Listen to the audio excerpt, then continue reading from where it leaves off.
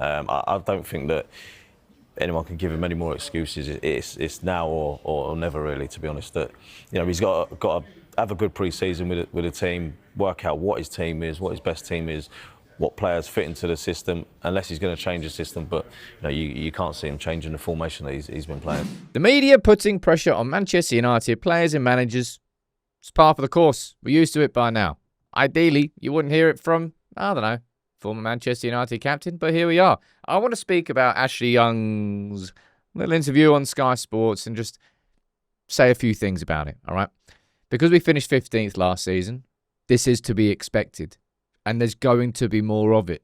Unless United have a fast start, this is going to be, well, it's going to come in abundance, I'm telling you that. But look, I want to run through this clip here, just a little 20-second clip from Ashley Young.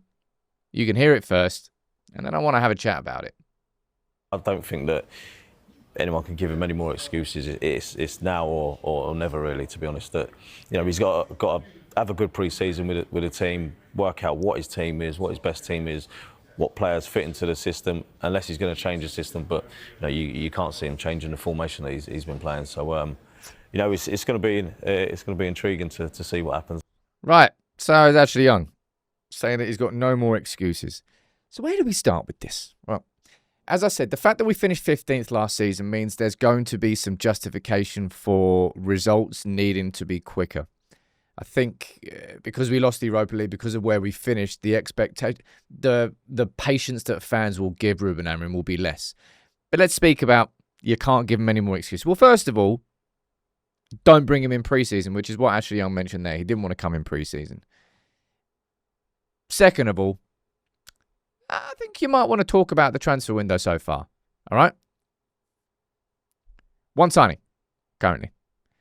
If you look at what Liverpool have done and City have done and Arsenal have done and Chelsea are always doing and even Spurs are doing, Newcastle too, United have got to do so much more. But even more, I always keep chopping and changing between, but that's how many players have left this football club this summer whose contracts haven't expired, right? Eriksen, Evans, Heaton got his renewed. 0.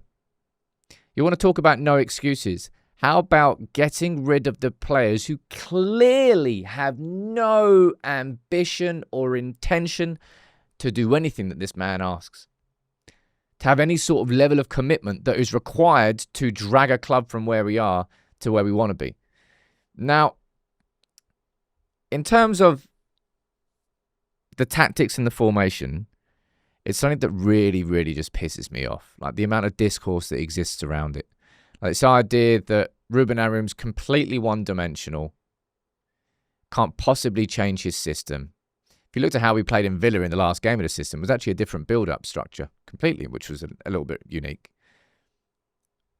All he needs is one formation and one tweak. You want to play defensive? Calm. 5 at the back. Wing-backs stay deep. You want to be aggressive? Wing-backs go and be wingers. Play 3 at the back. Play on the halfway line. Flood the opposition's half. One simple tactical change turns a very defensive team into a very offensive team. And that flexibility allows you to play games differently. Next season, it may well be best for United to go to Anfield and play like we did last season. Play deep. Hit on the counter. Whereas there's going to be games where it's better to play 3 at the back and your wing-backs high up the pitch. But to do that, Amorim needs the right personnel. It's clear that this squad is not fit for purpose. No matter how much goddamn money we've spent and how much goddamn money we've wasted. It's clear they are not fit enough. And that's why I'm going to cover this in a video later this week. It should be the minimum requirement that professional football players in the Premier League are athletically capable of doing their job. Right? Should be the minimum requirement. It's just not been the case at United. And it's definitely something that Ruben Amorim has been working on. And something I think it will be fair to say about Ruben Amorim is he is going to have to get more out of what he has. If you're talking about like players who developed last season, you'd definitely be looking towards Lenny Yoro, who I think if you compared him to the first day to the last day, is like, well, 2 different players. But like Kobbie Mainoo, for example, he just had it was a season where he went in fatigue, but there's others, of course, as well, where Ruben Amorim's going to have to find the right place and the right way to use that player in the team. It's a bit like Casemiro. He said, I learned across the course of the 6 months I was in, because I didn't have a preseason, that there was a certain way to use Casemiro and a certain way not to use him. And then if you look at Casemiro's form towards the second half of the season, was a completely different player. You look at how he's looking in preseason, he's looking completely trim. But just this idea that Ruben Amorim's going into next season and you can't give him any more excuses. This is exactly what the narrative is going to be like. If we lose to Arsenal the first game of the season, there's going to be people calling for his head straight away. This summer, hey look, every summer's huge, man.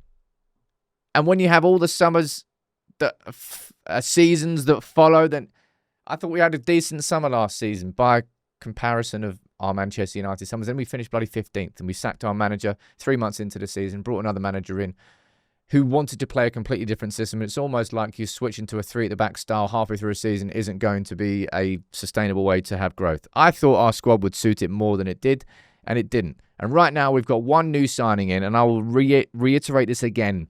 0 players have left. Garnacho, not part of his plans, still in the squad. Rashford, not part of his plans, training on his own at Carrington, not been sold. Sancho, not been sold. And what about the rest of them? It's just... Ashley Young really... I'm surprised to hear that from Ashley Young, really. It's not twisting the knife. It's just boiling the pot already. I think that's what I'd call it. Amorim doesn't need to have a brand new formation. United playing 4 at the back won't magically make us better against certain teams. Using this preseason for preseason purposes, getting everybody fit, actually getting the players. But I think the players started to understand it in certain games last season, certainly in Europe, but that was a different kettle of fish. And as soon as they came up against the athleticism of a team like Spurs, that's what this preseason's about. Like, Christ almighty. Run, be able to run and do what I want you to do for 90 minutes. Is that hard? For a lot of them, it is too hard. I don't want to do it. I'd rather than not. Should we sell those players? How about we can't sell those players?